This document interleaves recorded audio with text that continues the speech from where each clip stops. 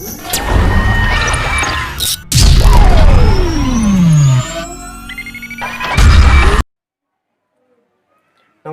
मेरे प्यारे दोस्तों, मैं हूं सत्यो।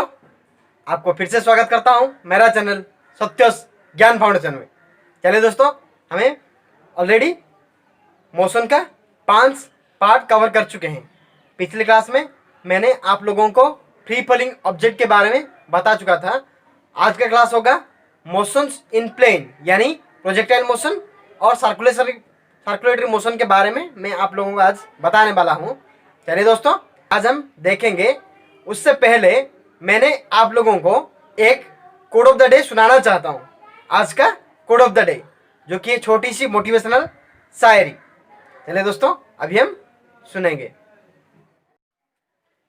ये मत सोचो कि तेरा सपना क्यों पूरा नहीं होता। अरे ये मत सोचो कि तेरा सपना क्यों पूरा नहीं होता। हिम्मत वालों की इरादा कभी अधूरा नहीं होता। जिस इंसान के कर्म अच्छे होते हैं ना, और जिस इंसान के कर्म अच्छे होते हैं ना, उसके जीवन में कभी अंधेरा नहीं होता।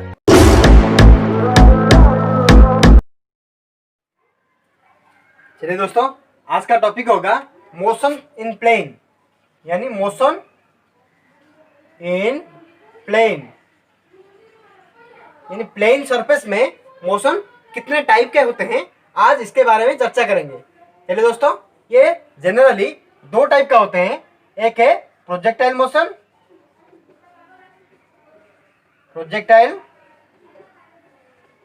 एंड दूसरा है सर्कुलर मोशन। एक है प्रोजेक्टाइल मोशन एंड दूसरा है सर्कुलर मोशन। यानी आज हम डिस्कस करने वाले हैं प्रोजेक्टाइल मोशन के बारे में। इसके बारे में जो भी आपको चीजें हैं, पूरे बेसिक से आपको हाई लेवल तक यानी जेई यानी सारे आपको डाउट क्लियर करने के लिए कोशिश करूंगा। आपको सारे डाउट क्लियर करने के लिए कोशिश करूंगा। जो भी इसके रिलेटेड प्रॉब्लम है और इसका टाइम ऑफ फ्लाइट कैसे निकालना है, मैक्सिमम हाइट कैसे निकालना है, रेंज कैसे निकालना है, ये सारे कंसेप्ट मैं आज आप लोगों को बताने के लिए कोशिश करूंगा। चलिए दोस्तों, अभी हम डिस्कस करेंगे प्रोजेक्टाइल मोशन के बारे में। क्या होता है, कैसे होता है, कैसे ये बनता है, इसका प्रॉब्लम कैसे हमें हैंडल करना है। चलिए पूरे डिराइव करके मैंने आज आप लोगों को बताऊंगा। इससे पहले अगर किसी ने भी मेरे चैनल को सब्सक्राइब नहीं किया तो जरूर कीजिए, उसके साथ साथ लाइक और शेयर भी कीजिए ताकि काफी सारे बच्चे जुड़ सके। चलिए दोस्तों, देखेंगे।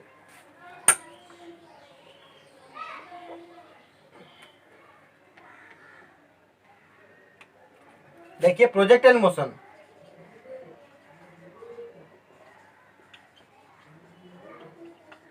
प्रोजेक्टाइल मोशन ये क्या होता है दोस्तों? देखिए ये होता है when an object is thrown obliquely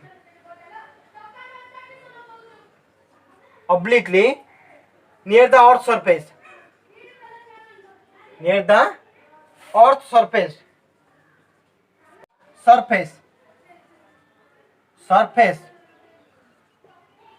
earth surface यानी किसी ऑब्जेक्ट को अगर हम ऐसे फेंकेंगे यानी तेज से ऐसे फेंकेंगे तो ये ऑब्जेक्ट ग्राउंड को टच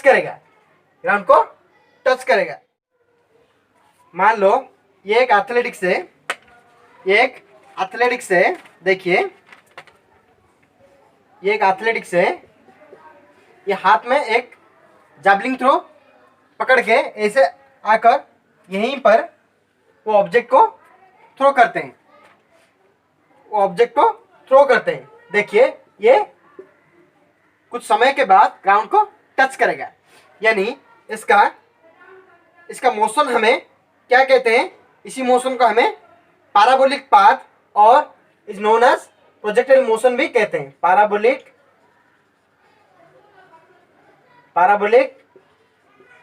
पाथ और प्रोजेक्टाइल मोशन कहते हैं।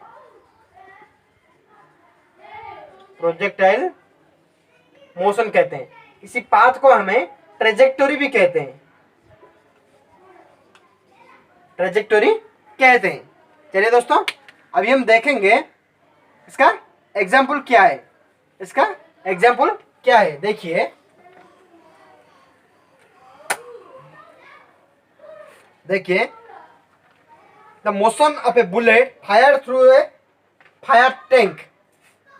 फर्स्ट एग्जाम्पल है motion of a bullet, motion of a bullet fired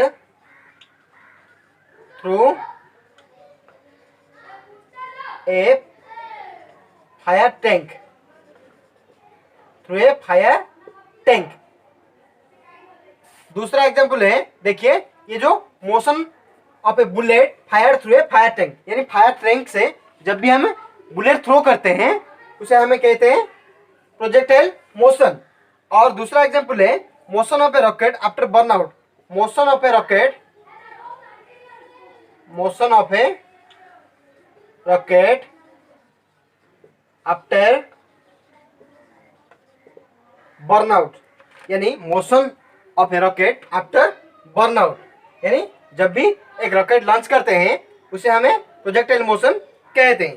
तीसरा एग्जांपल देखिए, motion of A bomb dropped from an aeroplane, motion of A bomb dropped from an aeroplane. जब भी एक aeroplane से एक हम बॉम्ब ड्रॉप करते हैं उसे हमें प्रोजेक्टाइल मोशन का एग्जाम्पल कहते हैं। चलिए दोस्तों, अभी और एक एग्जाम्पल देखेंगे, motion of a ball thrown in a horizontal direction, motion of a ball thrown in a horizontal direction, यानी बॉल को जब भी हमें ऐसे हॉरिजॉन्टली, ये वर्टिकल होते हैं, ये हॉरिजॉन्टल होते हैं, ऐसे हमें फेंकेंगे, इसे भी हम कहते हैं प्रोजेक्टाइल मोशन का एग्जाम्पल कहते हैं। Motion of a ball thrown in horizontal direction, motion of a ball in horizontal direction. Next example देखिए, motion of a ball after hitting the bat. Next example देखिए दोस्तों, नेक्स्ट एग्जाम्पल देखिए, example 5, example 5 देखिए, motion of a ball after hitting the bat.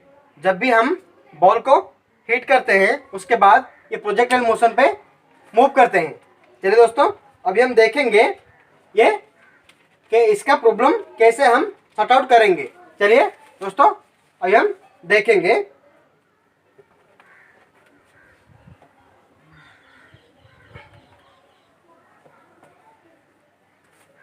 Projectile motion देखिए, देखिए दोस्तों, अभी हम चर्चा करने वाले हैं मोशन यानी ऐसे, यानी ग्राउंड टू ग्राउंड एक चर्चा करेंगे, और एक देखेंगे अगर किसी हाइट पे यानी रूफ टॉप पे अगर आप एक ऑब्जेक्ट को फेंका ऐसे जमीन पे, ये मान लो ये जमीन है, यानी इसको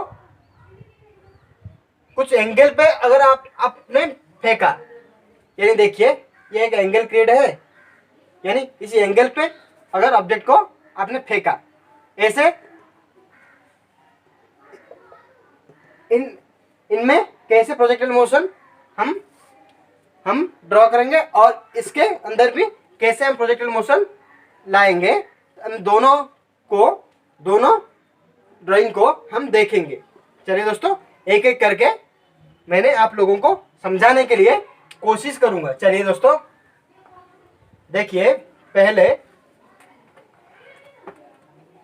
मान लो किसी ऑब्जेक्ट को, ये ग्राउंड है, मान लो ये ग्राउंड है, किसी ऑब्जेक्ट को हमें ऐसे फेंका,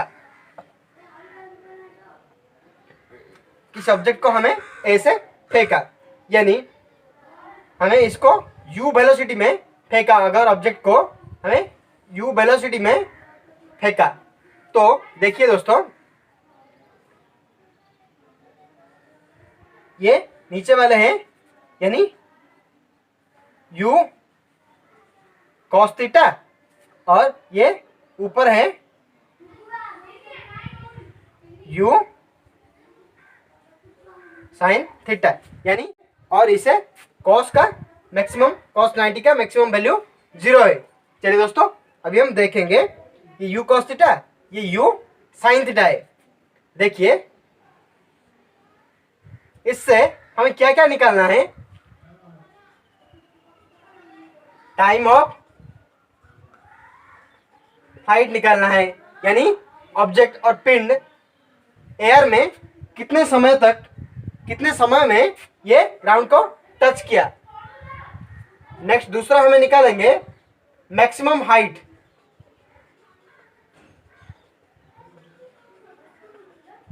ये भी निकालना है, और तीसरा हमें निकालना है रेंज।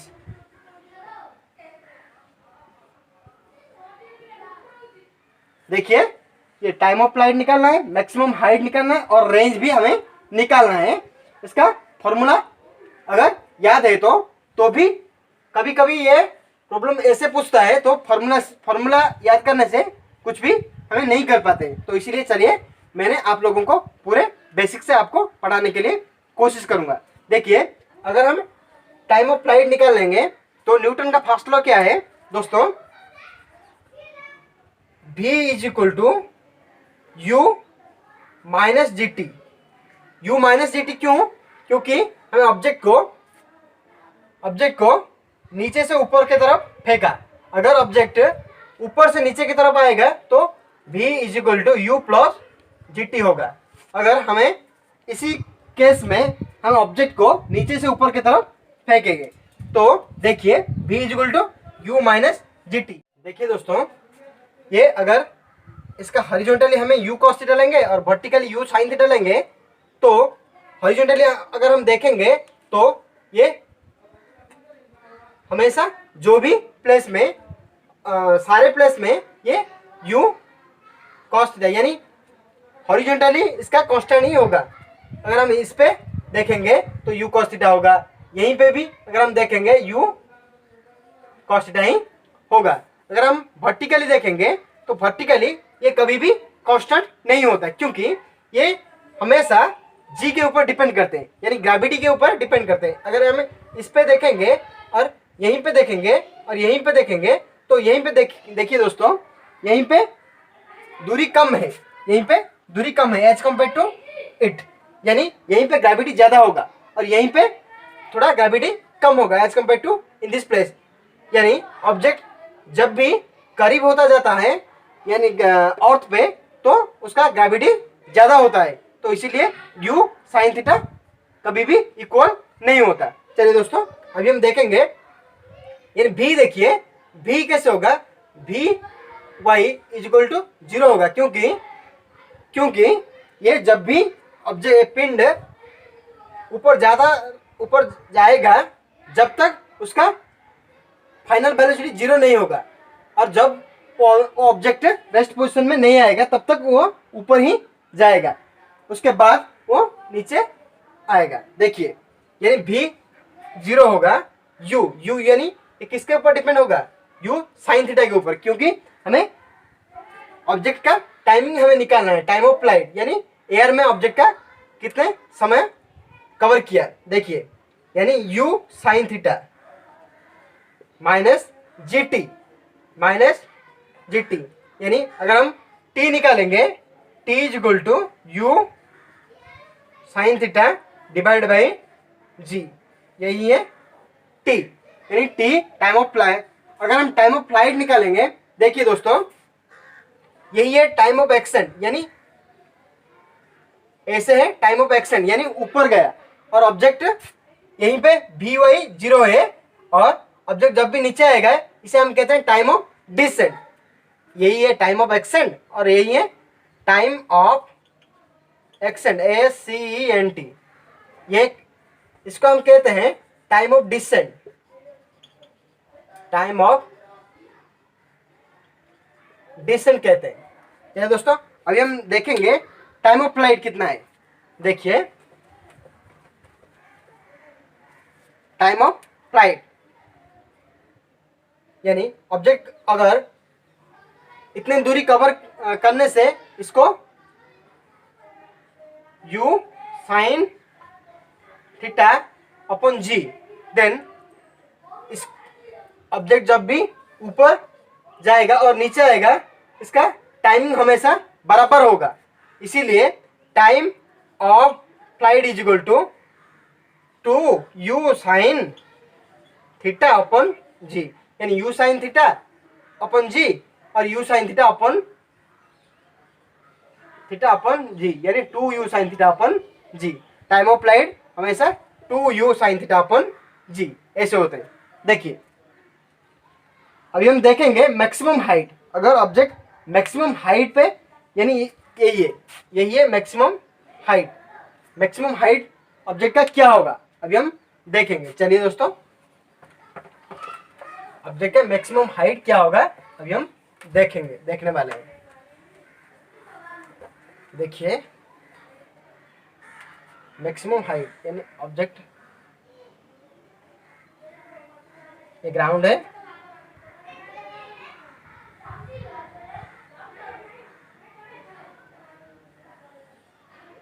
u वेलोसिटी पे ऑब्जेक्ट लॉन्च किया है और vy 0 है ऑब्जेक्ट का। यही है मैक्सिमम हाइट और यही है हॉरिजॉन्टल यानी u cos थीटा, यही है वर्टिकल यानी u साइन थीटा। देखिए अभी हम देखेंगे time of flight is equal to 2u sine theta upon g. अभी हम देखेंगे मैक्सिमम हाइट। हाइट कैसे निकालना है देखिए दोस्तों, हमारे यहीं पे है v 0 है और हमें वेलोसिटी भी पता है u, यानी u is equal to u sine theta. देखिए दोस्तों, अगर हम हाइट निकालेंगे मैक्सिमम हाइट, तो देखिए ये ऑब्जेक्ट का ऊपर जाएगा। ऑब्जेक्ट का जब भी ये ऊपर जाने लगे तो ये किसके ऊपर डिपेंड करते हैं, यानी हॉरिजॉन्टल और वर्टिकल, हमेशा वर्टिकल के ऊपर ही डिपेंड करते हैं। तो हमें u initial velocity u sine theta लेना है। चलिए दोस्तों, अगर हम h निकालेंगे तो हमारे पास v है u है, हमें h निकालना है। तो अगर हम मोशन का थर्ड इक्वेशन पुट करेंगे न्यूटन का, तो देखिए v square is equal to u square minus 2gh, क्योंकि ऑब्जेक्ट नीचे से ऊपर जाते हैं तो हमें माइनस यहीं पे पुट करना है। अगर जब भी ऑब्जेक्ट ऊपर से नीचे की तरफ से फॉल डाउन करते हैं तो उसी केस में हमें प्लस लिखना होता है, v square is equal to u square plus 2gh। But इसी केस में हमें v square u square minus 2gh put करना है। तो v स्क्वायर 0 है और u स्क्वायर यानी u square sine square theta, u square sine square theta minus 2gh। अगर हम इसको निकालेंगे तो देखिए दोस्तों 2gh यानी h is equal to u square e square sine square theta by 2g। यही है हाइट, यही है ऑब्जेक्ट का u square sine square theta upon 2g। Maximum height is equal to u square sine square theta upon 2g। यही है time of flight और यही है मैक्सिमम हाइट। नेक्स्ट चलिए दोस्तों, अभी हम देखेंगे रेंज कैसे निकालना है, हमें रेंज कैसे निकालना है।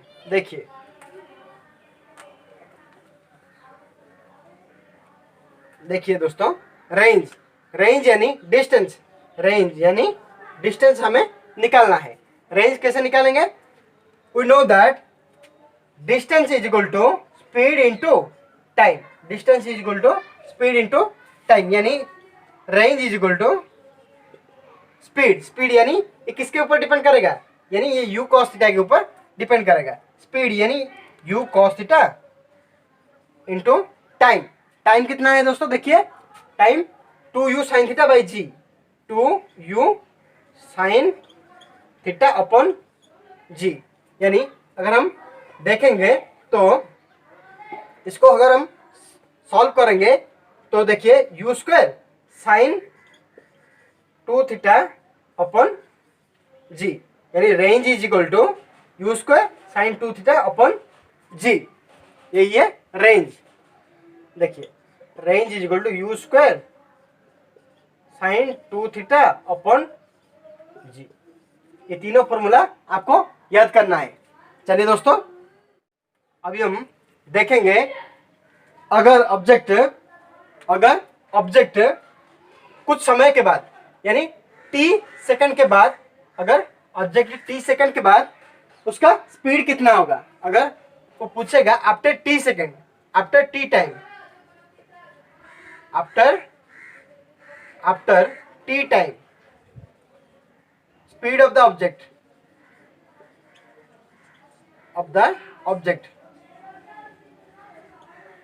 कितना होगा। अभी हम इसको देखेंगे। अगर मान लो t दे रखे हैं और हमें पूछा है तो ऑब्जेक्ट का हमें t सेकंड के बाद कितना स्पीड होगा निकालना है। देखिए दोस्तों, हमें कैसे निकालना है। देखिए अगर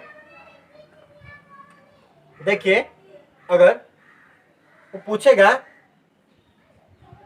ये t सेकंड के बाद और t टाइम के बाद ऑब्जेक्ट का स्पीड कितना होगा, यानी इस पे ऑब्जेक्ट का स्पीड कितना होगा। अगर हम इसी केस पे देखेंगे तो देखिए दोस्तों, ये horizontally speed u cos theta होगा और हम वर्टिकली हमें ड्रॉ करना है vy कितना है, हमें ड्रॉ करना है vy कितना है। देखिए दोस्तों, ये बहुत ही आसान है, यानी इसका u है u cos थीटा और v हमें निकालना है। यानी देखिए vy is equal to time भी दे रखे हैं, यानी t टाइम जो भी कुछ टाइमिंग दिया है तो हमें देखेंगे। देखिए ये u sine theta minus g t, u sine theta minus g t, vx vy is equal to u sine theta minus g t. अगर vx देखेंगे, vx कितना है दोस्तों, u cos theta, u cos theta vx है। अगर हम इसका v net निकालेंगे, v नेट ये vx, v नेट अगर निकालेंगे तो देखिए दोस्तों, v नेट निकालेंगे तो under root vx square plus vy square, ऐसे हमें वैल्यू पुट करके लाना है। देखिए दोस्तों, जो भी आपको सवाल पूछेगा तो आप बहुत ही आसान से आप कर पाएंगे प्रोजेक्टाइल मोशन। एक बच्चे ने कहा कि सर प्रोजेक्टाइल मोशन बहुत ही डिफिकल्ट लग रहा है। नहीं बच्चे, आप उसको डिफिकल्ट बना देते हैं। ये कोई भी डिफिकल्ट नहीं होते, फिजिक्स कोई भी डिफिकल्ट नहीं होते। आप इसी चैप्टर को डिफिकल्ट बना देते हैं, तो आप जितना सोचेंगे उतना होगा। चलिए दोस्तों, ये बहुत ही आसान है। अभी हम देखेंगे कैसे हमें प्रोजेक्टाइल मोशन करना है, प्रॉब्लम हमें देखेंगे। चलिए दोस्तों, अभी एक प्रॉब्लम करेंगे जो कि देखिए, मान लो किसी व्यक्ति 20 मीटर हाइट पे है, किसी व्यक्ति 20 मीटर हाइट पे है और उन्होंने एक ऑब्जेक्ट को फेंका, ऐसे एक ऑब्जेक्ट को फेंका, यानी इसका वेलोसिटी है 20 मीटर पर सेकंड। इसका वेलोसिटी है 20 मीटर पर सेकंड। देखिए इसका वेलोसिटी है 20 मीटर पर सेकंड। 20 मीटर पर सेकंड पे उन्होंने फेंका। देखिए ये 30 डिग्री एंगल पर ये ऑब्जेक्ट को फेंका, देखिए ये ग्राउंड को ऐसे टच किया। तो मेरे प्यारे दोस्तों इसको गौर कीजिए, अगर हम इस पे डिस्कस करेंगे तो इसका वेलोसिटी क्या होगा, u यानी 20 sin 30, सॉरी 20 cos 30, 20 cos 30। और इसका क्या होगा दोस्तों, इसका क्या होगा 20 sin 30, 20 sin 30। देखिए दोस्तों इसका हमें निकालना है, टाइम ऑफ लाइट। देखिए 20 sin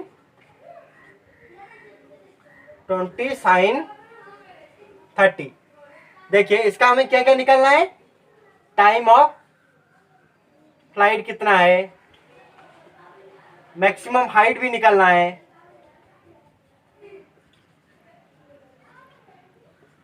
रेंज भी उसका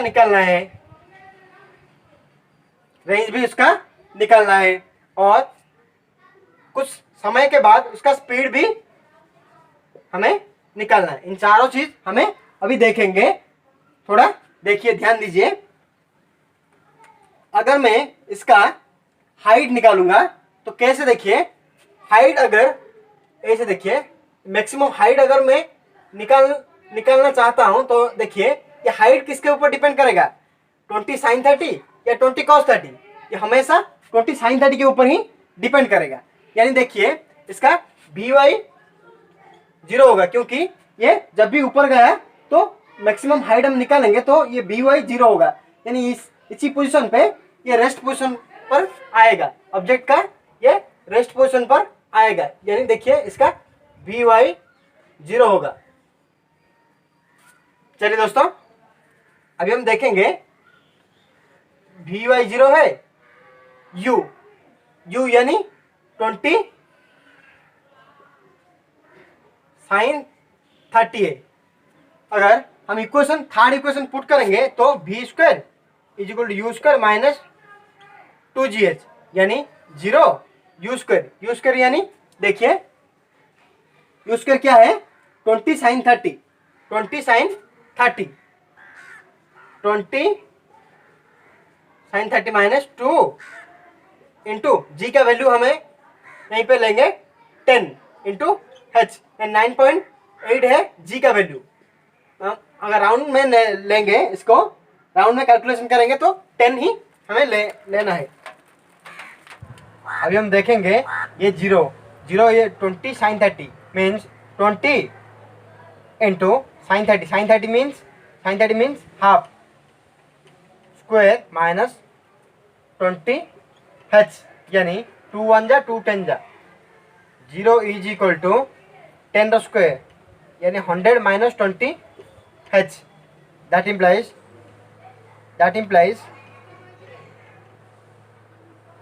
20 h is equal to 100, h is equal to 100 divided by 20 is equal to 5 metre. यानी इसका हाइट है यही है 5 मीटर। यानी इसका टोटल हाइट अगर हम देखेंगे,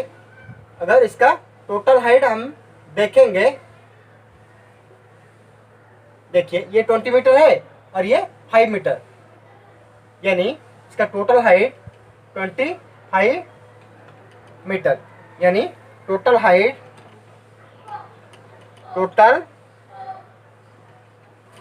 is equal to 20 plus 5 is equal to 25 metre.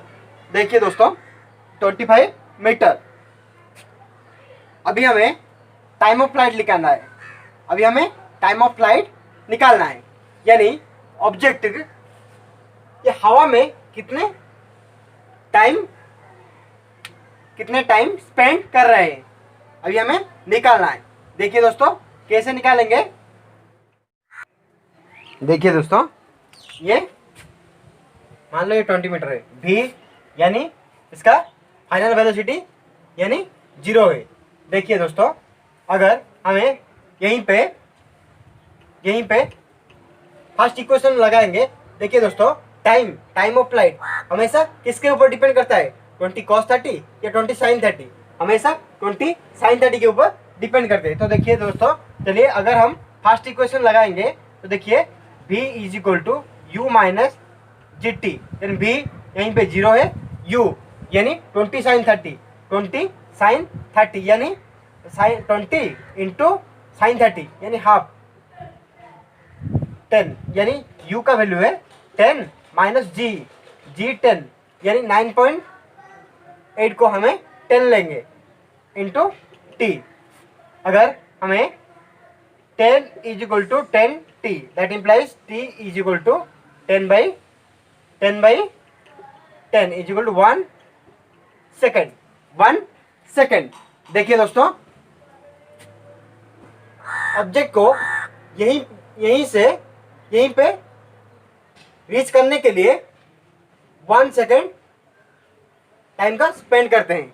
अगर हम देखेंगे यहीं से ग्राउंड को टच करने के लिए कितना समय लगेगा, तो इन दोनों को हमें फाइंड आउट करके अगर हम एडिशन करेंगे तो टोटल टाइम ऑफ फ्लाइट हमारा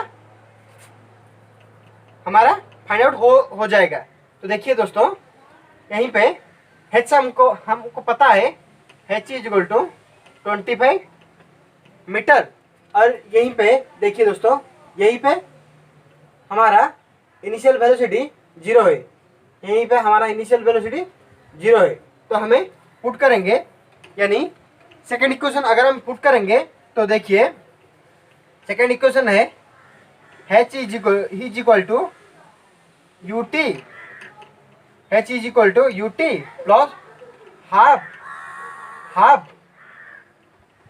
जी t square, h is equal to u t plus half g t square, यानी 25 इज इक्वल टू u यानी zero, u into t zero plus half into 10 into t square. Then देखिए दोस्तों, 2 5 जा, यानी अगर हम इसे कैलकुलेशन करेंगे तो 5 t square, that implies t square is equal to 25 divided by 5 is equal to 5 metre, is equal to 5 metre. T is equal to √5, t is equal to √5। Then हमें अभी निकालना है time of flight is equal to 1 plus √5 second, 1 plus √5 second. देखिए यही है हमारा time of flight, हमारा time of flight निकल गया है, 1 प्लस √5 सेकेंड। देन अभी चलिए दोस्तों, हमें रेंज निकालना है। रेंज कैसे निकालेंगे, देखिए दोस्तों,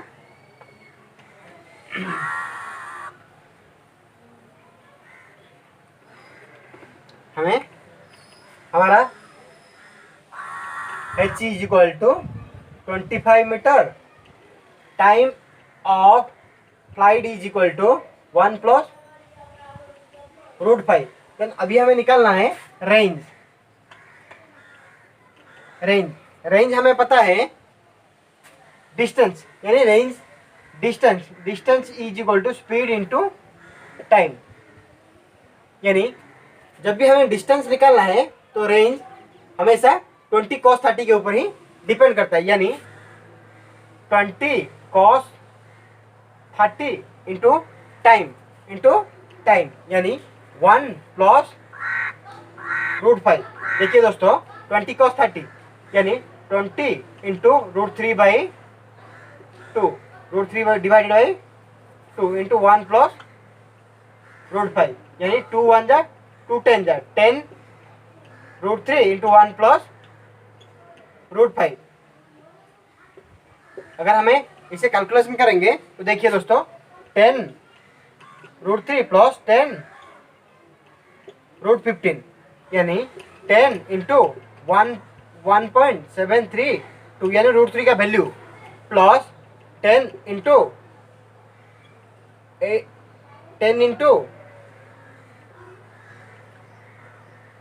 3 देखिए दोस्तों 3.872 यानी 17.32 प्लस 38.72 देखिए 2 प्लस 2 4 3 प्लस 7 10 8 7 8 प्लस 7 15 प्लस 1 6 5 56.04 यही है रेंज यानी मीटर 56.04 मीटर। चलिए दोस्तों ये range is equal to 56.04 metre. अभी हमें देखेंगे ये इसका स्पीड कितना है। अगर ये ग्राउंड को टच करेगा तो इसका स्पीड कितना होगा। देखिए दोस्तों अगर ये अगर 20 cos 30 है तो इसका वैल्यू भी 20 cos 30 है, क्योंकि मैंने आपको ऑलरेडी कह चुका हूं horizontal are always equal anywhere. देखिए दोस्तों ये भी वही आपका 20 cos 30 है। Vx अगर हम देखेंगे, अगर हम Vx निकालेंगे तो हमारा इक्वेशन इजी हो जाएगा, यानी V नेट कैलकुलेशन में थोड़ा इजी होगा। चलिए दोस्तों अभी हम कैलकुलेशन करेंगे, कैसे होगा देखिए दोस्तों।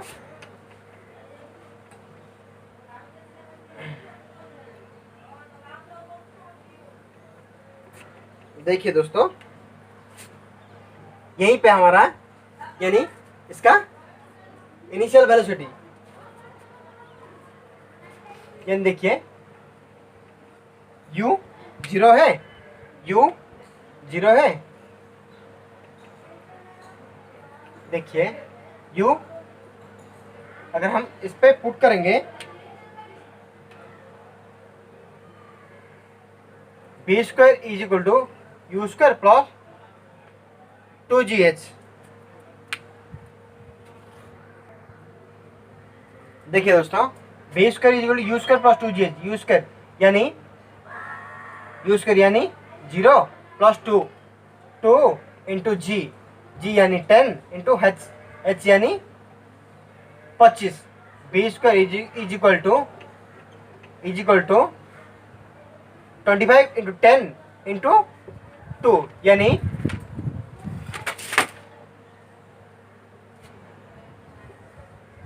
500 यानी 500। That implies b is equal to under root 500, b is equal to under root 500 यानी bx आ गया हमारा under root 500, bx is equal to under root 500 and by is equal to 20 cos 30 यानी 20 इंटू cos 30 रूट 3 बटे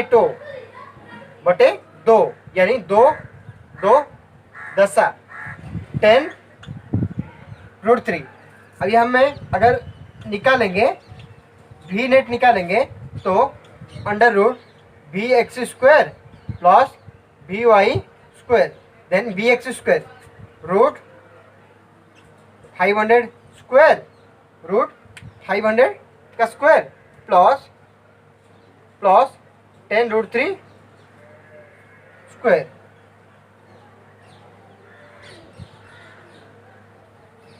whole root. Then देखिए दोस्तों,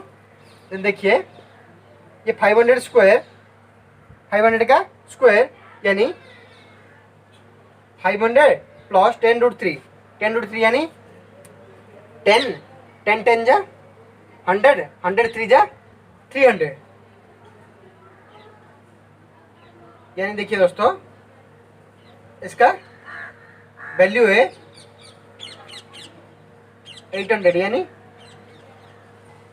28.28 28.421 ऐसे कुछ आएगा, यानी 28.285, 28.285।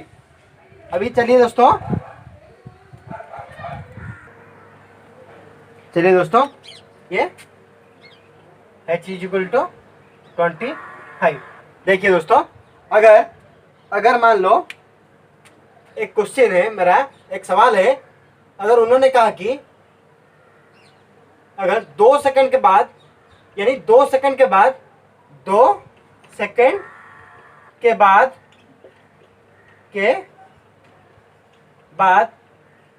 ऑब्जेक्ट का स्पीड निकालो। मुझे बताओ 2 सेकंड के बाद ऑब्जेक्ट का स्पीड कितना होगा। अगर देखिए दोस्तों, 2 सेकंड के बाद, यानी यहीं पे देखिए दोस्तों, यहीं पे अगर ये 20 cos 30 है तो bx कितना होगा, 20 cos 30, यानी by कितना होगा दोस्तों, बताइए। ये by हमें निकालना है, तो अगर हमें by निकालना है, देन v नेट भी हमें निकालना है। चलिए दोस्तों, अभी हमें निकाल लेंगे। देखिए दोस्तों, ये टाइम ऑफ फ्लाइट, यानी total time of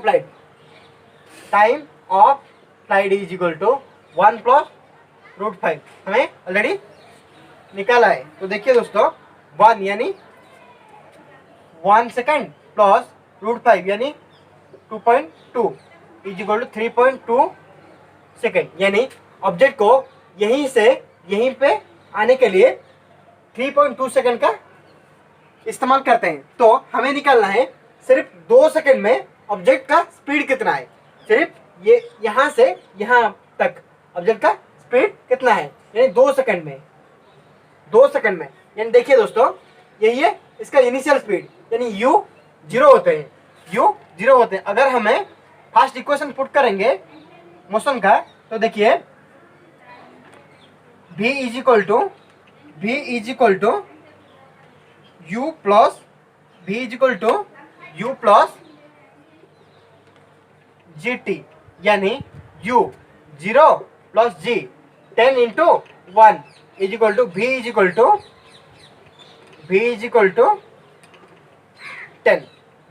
to 10 metre पर सेकेंड, यानी vy हमारा आ चुका है 10।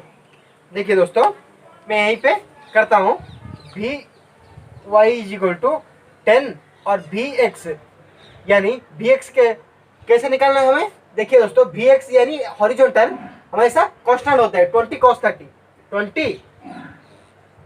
cos 30 यानी 20 इंटू √3/2, यानी cos 30 का वैल्यू है 2 10 जा, यानी 10 √3, vx 10 √3।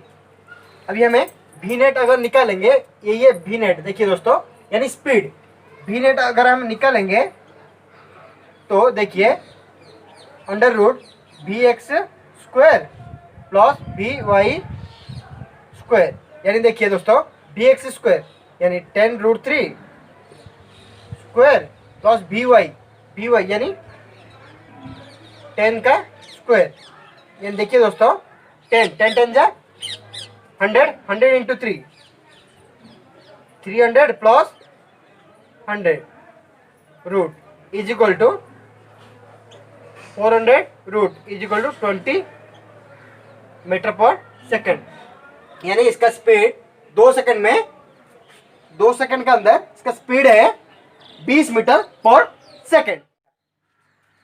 चलिए दोस्तों, इसको 2 बार 3 बार ऐसे देखिए ताकि आपको समझ में जरूर आ ही जाएगा। अगर कुछ समझ में नहीं आ रहा है तो मुझे जरूर कमेंट कीजिए और उसके साथ साथ लाइक शेयर एंड सब्सक्राइब भी कीजिए। Thank you and good day everybody.